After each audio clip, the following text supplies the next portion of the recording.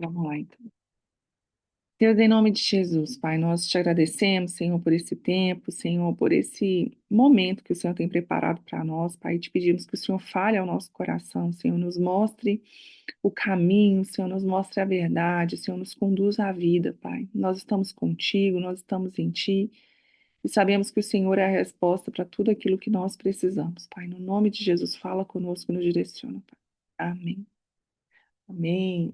Gente, eu não sei se esse capítulo foi mais curto ou se ele foi mais leve, mas eu achei ele tão gostosinho de ler, né?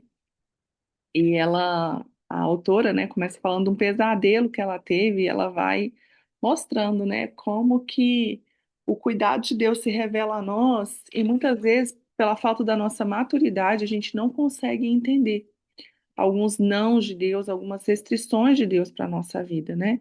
Ela conta que no sonho a filhinha tinha sido convidada para um aniversário, só que pouco tempo antes delas irem para o aniversário, elas ficam sabendo que na verdade era uma festa do pijama.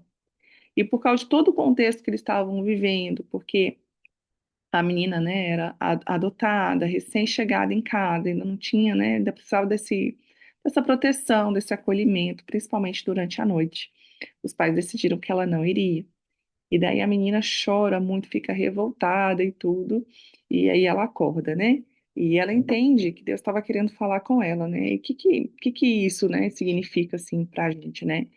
Que muitas vezes Deus vai nos privar de algumas coisas que a gente acha que vai ser o melhor para a gente, que a gente acha que vai ser tudo que nos faria feliz, mas Ele vai nos retirar desses lugares para nossa proteção, porque Ele sabe o que a gente precisa, né? Ele sabe o que que é melhor para a gente. E eu queria começar hoje o papel e a caneta para vocês tirarem um tempinho para pensar e anotar essa situação, tá? Eu quero que vocês tentem se lembrar qual foi a situação que você ficou se perguntando aonde que Deus estava. Qual foi o momento da sua vida que você se sentiu tão só, tão impotente, tão abandonada, tão invisível, que você ficou se perguntando aonde que Deus está? Será que Deus não está vendo o que está acontecendo? Será que Deus se esqueceu de mim? Será que eu estou invisível para Deus também? Vou dar um tempinho aí para vocês pensarem.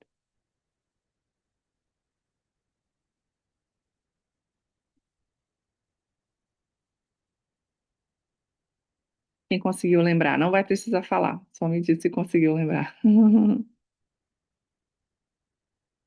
Amém. Depois, no final, se alguém quiser compartilhar para edificação, pode compartilhar, tá bom? E eu achei muito legal porque a gente fez o nosso penúltimo Shine, a gente fez sobre estações. Eu não lembro quem estava aqui, mas foi muito lindo, muito lindo. E é uma pena que ele não foi gravado. E, e nesse Shine, a gente falando de estações, convidei algumas pessoas para falar das estações da vida, como que Deus manifestou em cada estação da vida delas, né? E teve uma pessoa que falou da primavera, que foi um momento da sua vida em que ela conquistou, chegou em algum lugar ou conquistou alguma coisa que queria. E Deus estava ali naquele momento de florescer, né? De frutificar.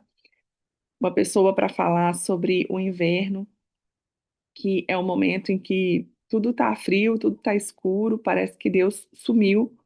Mas como você viu Deus no inverno? E foi muito lindo, porque foi a Di que falou do inverno. A gente falou do verão também, que foi um momento de você colher os frutos, né? Mas foi muito lindo quando a gente falou do inverno, porque a Di deu testemunho dela, e quem não conhece, né? A Di, ela tem dois filhos, e assim que ela chegou na Nova Zelândia, na semana que ela chegou na Nova Zelândia, ela descobriu que o filho dela, com 2 anos na época, estava com câncer. E foi ser tratado aqui, foi muito puxado, muito difícil para eles, mas assim, foi um lindo testemunho. E eu falei para ela, eu falei, Di, eu não quero que o testemunho seja assim, ó, como é que você viu Deus quando o seu filho foi curado? Mas eu quero que você diga como que você viu Deus no momento em que você estava enfrentando toda aquela situação. E aí foi muito lindo, assim, testemunho de como Deus preparou ela, de como ela enfrentou essa situação ali com Deus. E a nossa vida, ela, de fato, ela não é feita só de primaveras, ela não é feita só de coisas boas, né? A gente vai passar por todas as estações. E a gente vai passar pelo inverno também, por mais que a gente queira evitar.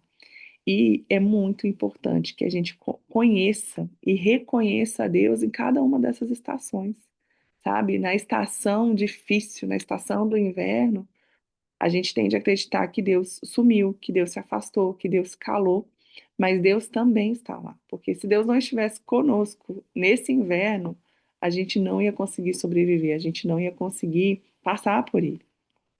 E é o inverno que prepara a gente para a primavera que vai vir, né?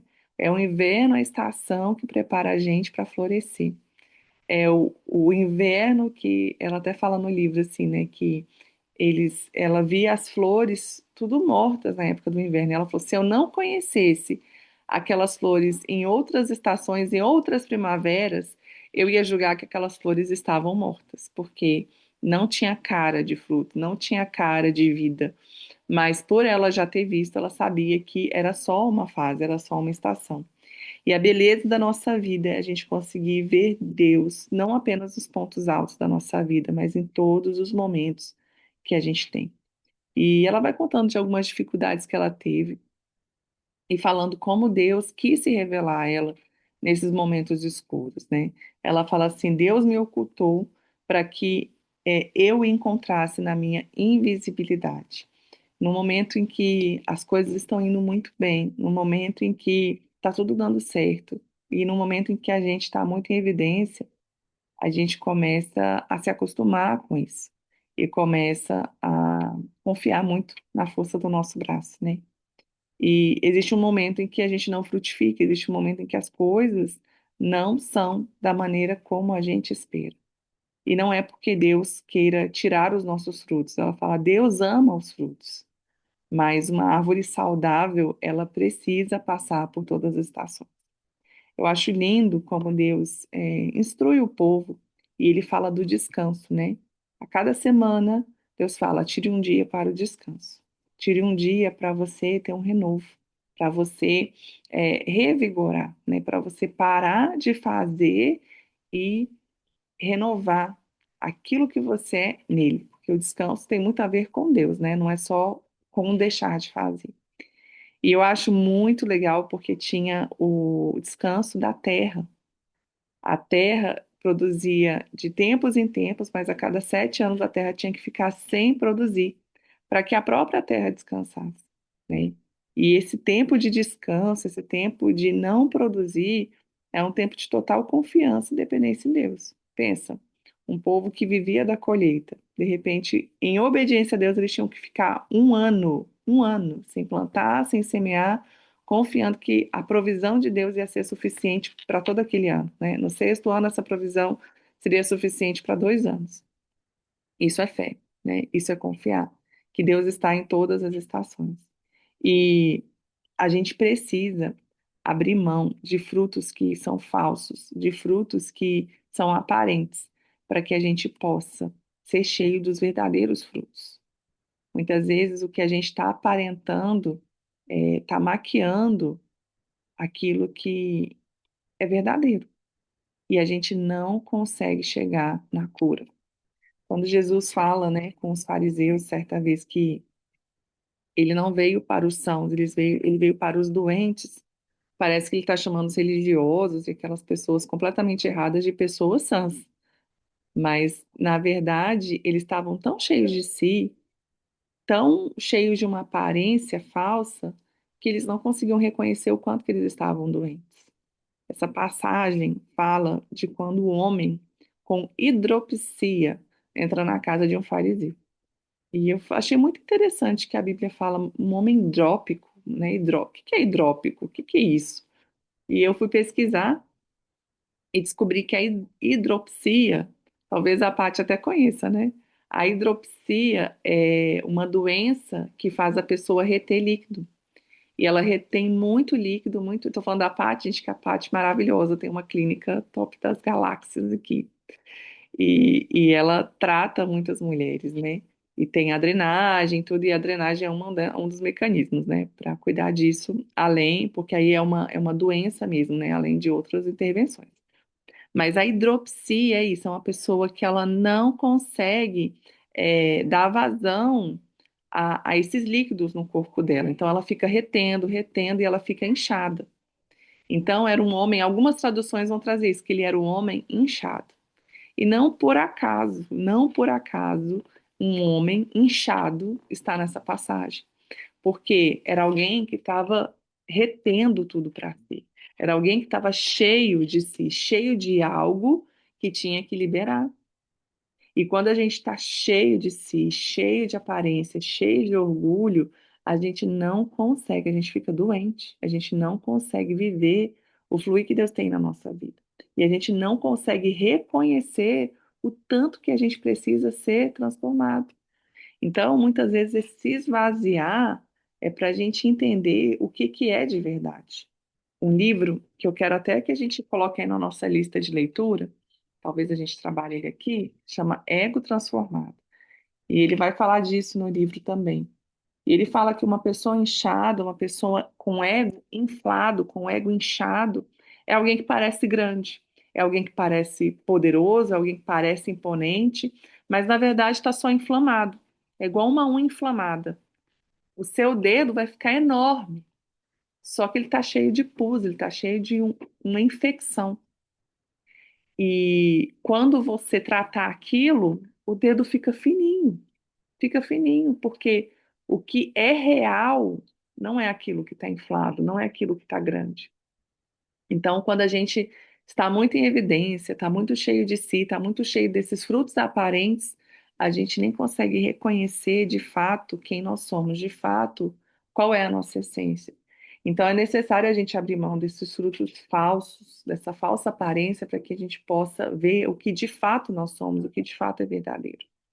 E eu lendo, eu me lembrei daquela história da figueira, que Jesus vê uma figueira muito florida, cheia de folhas. Ele está passando, vê uma figueira cheia de folhas. Só um minutinho. Né?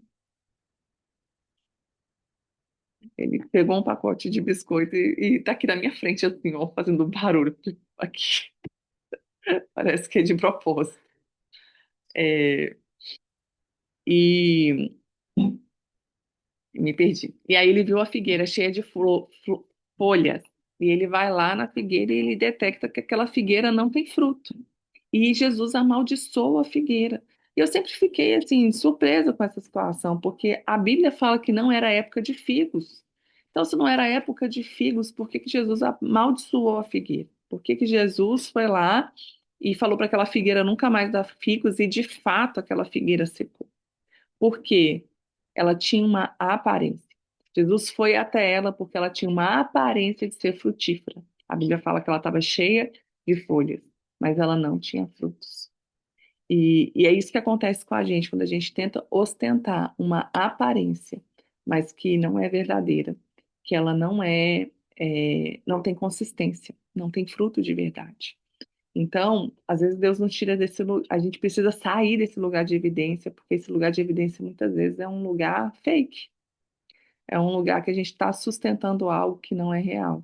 E nessa invisibilidade, nesse lugar onde só Deus vê, a gente tem a liberdade de ser realmente quem nós somos, né? E quando a gente chega nesse lugar de insuficiência, nesse lugar que a gente se depara com a nossa limitação, com a nossa pequenez, né? Quando o que eu tenho nas minhas mãos se torna insuficiente, eu preciso buscar uma fonte. Eu preciso buscar, rapidinho, gente.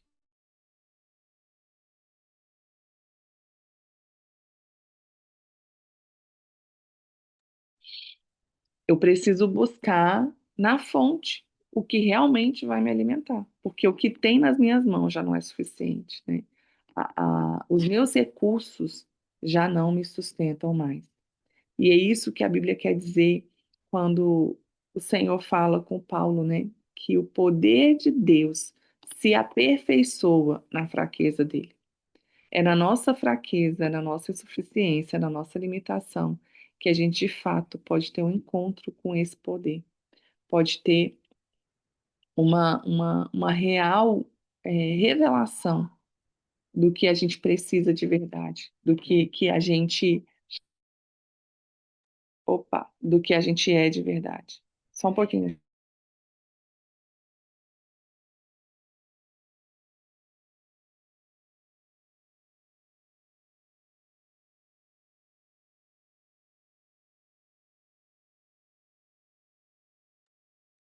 Eu estou na sala e tem muitas interferências.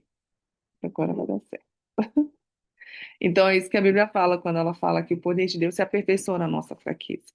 A gente tem que olhar para a nossa fraqueza, para a nossa limitação, não como a ausência de Deus, mas o trabalhar de Deus na nossa vida para revelar a nossa verdadeira essência, verdadeiramente quem nós somos e do que nós de fato precisamos.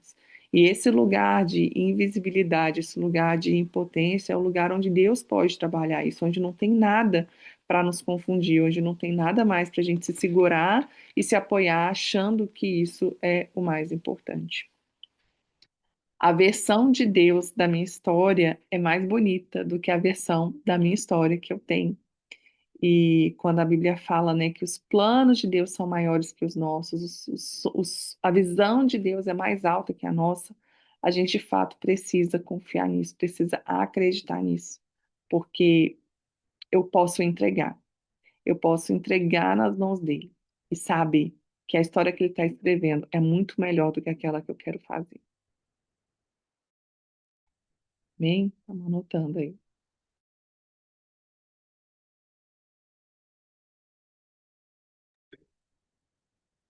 E entregar nas mãos de Deus e falar, olha, se Deus está conduzindo a minha história, eu vou confiar que mesmo que as coisas não estejam indo da maneira que eu espero, o plano dele é melhor do que o meu. E esses tempos difíceis fazem a gente valorizar os tempos bons. É tão, tão fácil a gente se acostumar com a paz. É tão fácil a gente se acostumar com as bênçãos. Já viu gente que fica reclamando, não tem nem do que reclamar. E você fala assim, gente, como é que essa pessoa está reclamando? Ela tem tudo e a pessoa ainda assim está insatisfeita, porque se acostuma. E são nesses tempos de necessidade que a gente aprende realmente a reconhecer o que realmente tem valor, sabe? Ela vai dando vários exemplos de situações assim na vida dela que fez ela valorizar. E eu achei tão interessante que ela fala assim do poder de Deus de transformar uma vida, né? Como ela precisou ver essa transformação na vida dela, na vida dos filhos, e essa necessidade de ver essa transformação fez com que ela se aprofundasse nisso. Ela falou que foi na hora que as atenções, os elogios se calaram, que ela começou a procurar a verdadeira identidade dela em Deus. Então, entender que essas dores, essas dificuldades, elas são, na verdade, uma preparação. E aí eu me lembrei de algo que Eu acho que a Viviane tá Oi, Paty. tem alguém querendo entrar. Viviane. Ah, peraí. Não, aqui não tem ninguém esperando. Falou lá no grupo?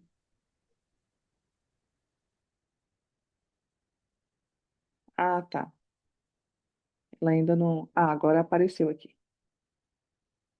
Ai, meu Deus. Pronto. Obrigada, Paty. Então,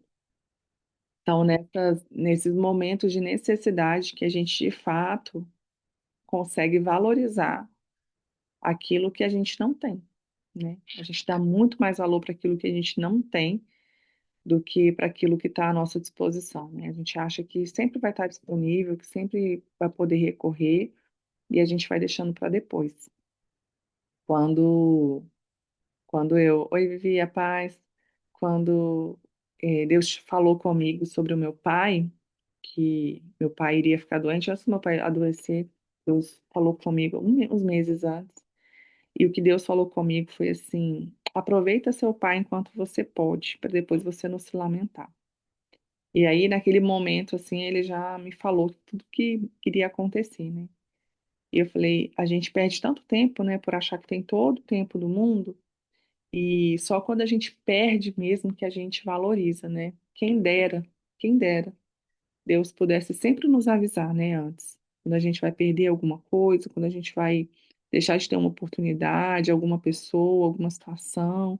Eu, assim, eu ando muito saudosista, eu fico olhando a foto das crianças, dos meus filhos menores. Meu Deus, eu fico assim, eu falo, gente, se eu soubesse que ia passar tão rápido, ai, se eu soubesse que o tempo estava passando e eu não percebi, sabe?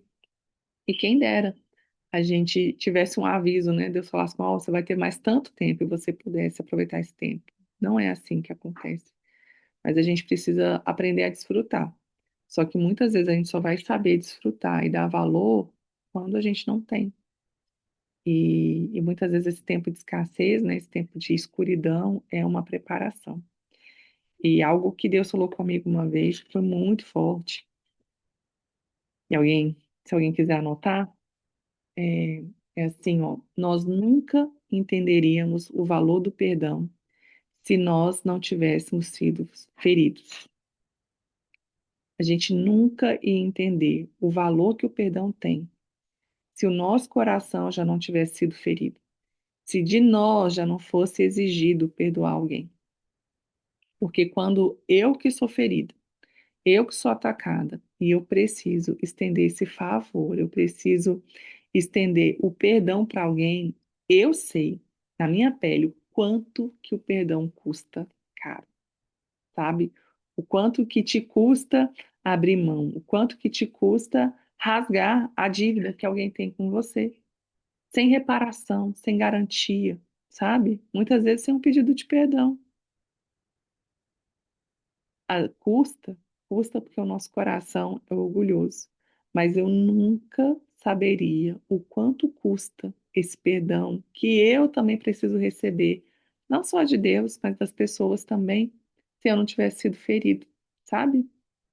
Aquela coisa de falar assim, ah, você não sabe porque nunca aconteceu com você, a gente nunca ia dar valor, sabe? Ia falar, ah, gente, errei e daí, né? Todo mundo erra. Mas quando erra contra a gente, aí é a hora que a gente entende, cara, custa caro, é um dano. E eu preciso valorizar esse perdão. E quando a gente a gente encontra com Jesus, né? A gente encontra o que realmente tem valor, né? O que realmente é glorioso. Ela vai começar a falar de Maria, quando Maria entrega o unguento, né? Ela entregou, não foi só um perfume caro, mas ela entregou muito mais do que isso, né? Ela entregou as garantias que ela tinha para o futuro, ela entregou um status social, ela entregou muito da identidade dela ali, porque ela entendeu que diante de Jesus, nada mais importa, sabe? Nada mais importa. Não importa a minha condição, não importa a minha posição, não importa a forma como as pessoas me veem, só Jesus importa. Só a glória dele importa. E isso, de fato, né, mais uma vez a gente vai falar, isso é uma libertação. Você poder viver a sua vida dando valor ao que realmente tem valor, ao que realmente é eterno. E, e ela faz um paralelo, né, entre o perdido e o escondido, né? Muitas vezes Deus nos esconde e a gente acha que a gente está perdido, né? Que a gente não está sendo visto. Mas, na verdade, o escondido está sendo preservado, está sendo trabalhado, está sendo cuidado. É como um bebê. Tem uma irmã aqui da igreja que ela está grávida e ela ia marcar o parto essa semana, né? E aqui é muito diferente, a Lu está acompanhando aí lá do Brasil, aqui é muito diferente essas questões médicas, bem diferentes. E você é acompanhada não é por um médico, né? Durante a gravidez, a pessoa é acompanhada por tipo uma enfermeira obstétrica, vamos colocar assim. E ela foi jurando essa semana que ia marcar o parto, porque falaram que ia marcar o parto, e ela falou assim, não, ela só vai marcar 7 dias antes dela completar, eu acho que as 37 semanas, alguma coisa assim, pra ver como é que tá, né? E aí eu falei pra ela, eu falei assim, ah, mas você tá bem, de saúde e tal? Ela, tá tudo controlado e tal. Eu falei, que bom, quanto mais tempo ficar no forninho, melhor.